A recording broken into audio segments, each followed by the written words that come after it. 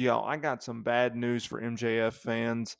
And I also want to touch upon something that Tony Khan is doing, something that fans should be aware of. And in that, we're going to break it down because there's a lot to look at here. But with MJF, I think we need to be realistic about MJF coming out of World's End because he worked that pay per view event injured at the Nassau Veterans Memorial Coliseum in Uniondale, New York, when he defended the AEW World Heavyweight title against Samoa Joe in the main event. Now, MJF was dealing with a bad shoulder and a hip heading into the show with the belief that he would be taking time off coming out of it, something that was confirmed after the event.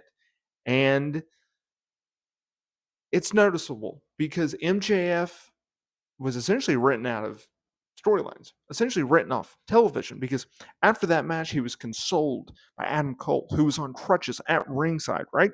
And then the lights go out after the Devil's henchmen come out and surround the ring and start basically getting ready to kill MJF and Adam Cole, with MJF sitting there on his knees pleading with him not to attack his best friend. Lights go out, lights come back on.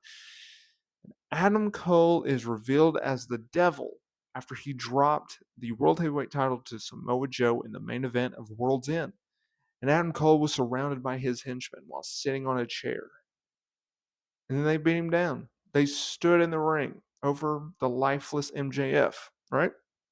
Perfect way to write him off of television.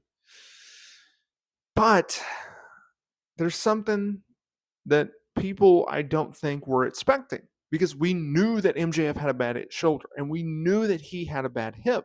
But according to Dave Meltzer on Wrestling Observer Radio, things could get a lot more serious for MJF because MJF is now debating, do I just take the rehab and recovery approach and be out for a few months and hope things kind of heal up on their own by kind of easing off the workout schedule and the in-ring schedule and the traveling schedule? Or does he go ahead and get shoulder surgery, which would put him out for several months? We don't know the severity of the injury, nor do we know the exact surgery, nor do we know the time frame for such a return from surgery. But either way, and I touched on this in a previous video, it's like AEW learning without or continuing and starting off 2024 without MJF, their biggest star. Yeah, that's going to hurt. Yeah, that's going to be an impact on their business. That's going to affect attendance and merchandise and TV and pay-per-view buys and etc. They're going to feel that. And it's a shame because while yes, they have a ton of talent, there's only so many big name stars like an MJF that AEW can rely on at this time, and I think it's something that they need to be aware of. Now, switching gears to Tony Khan, I think that he has finally learned, okay, we can't go full force here. And here's what I mean by this, because AEW is in a very interesting situation right now. AEW in 2024 is looking to lock down a new media rights deal.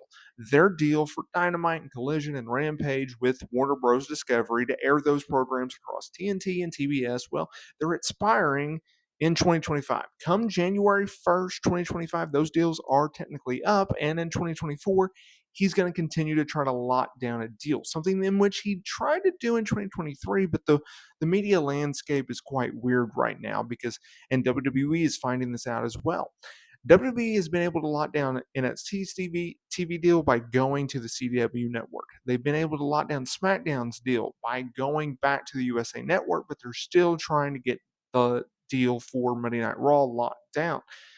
And one of the reasons that WWE is waiting on the Raw deal, and the main reason that AEW is still waiting in the wings for their TV deal, is because Warner Bros. Discovery, which has part of the NBA TV package, they are still trying to figure out whether or not they're going to be able to retain the rights to the NBA's TV rights deal.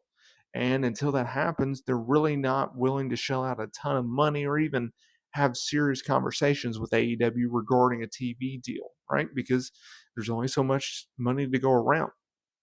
Part of the Warner Bros. Discovery AEW deal is Warner Bros. Discovery, which owns a Bleacher Report, which in turn broadcasts AEW pay-per-view events exclusively here in the United States, is wanting more pay-per-view events per year. They've slowly increased it. So in 2022, they introduced Forbidden Door, and obviously in 2023, they introduced your All In, your Wrestle Dream, and your World's End pay-per-view, because we have gone from 4 pay-per-view events to 5, and now we're up to what, 8?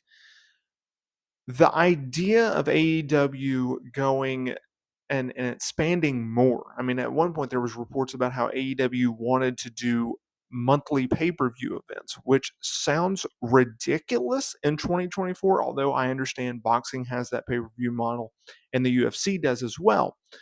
But the idea of trying to convince wrestling fans who are already cheap, including myself, of trying to charge them, $49.99 for a monthly pay-per-view event, yeah, you're going to make more money, but you're also going to get less buys.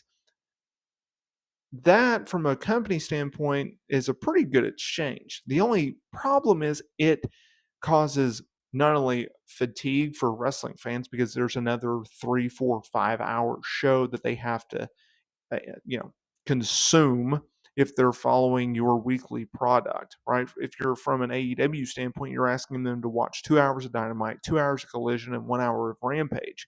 In addition to, if you're an ROH fan, 2 hours or whatever the length of that broadcast is.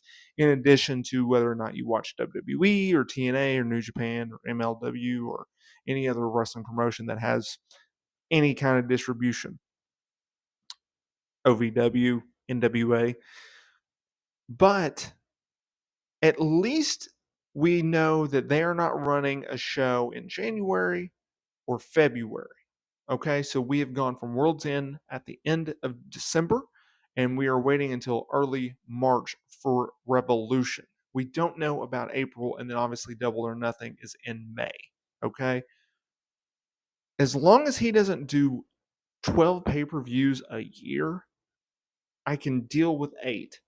I just think the idea of doing monthly pay-per-views is outdated at a $49.99 price point when WWE offers it for $9.99, if not cheap. I think TNA does the best pay-per-view model, which is we do monthly specials for the subscription service, TNA Plus, for like $9.99, and then we will charge you, I think it's like $29.99 or $39.99 or whatever it is, for your Bound for Glories or your Slammiversaries or your Hard to Kill, your major premium pay-per-view events. But going out there and trying to charge people $50 every month, I just don't like that model. And so at least they're chilling out on that.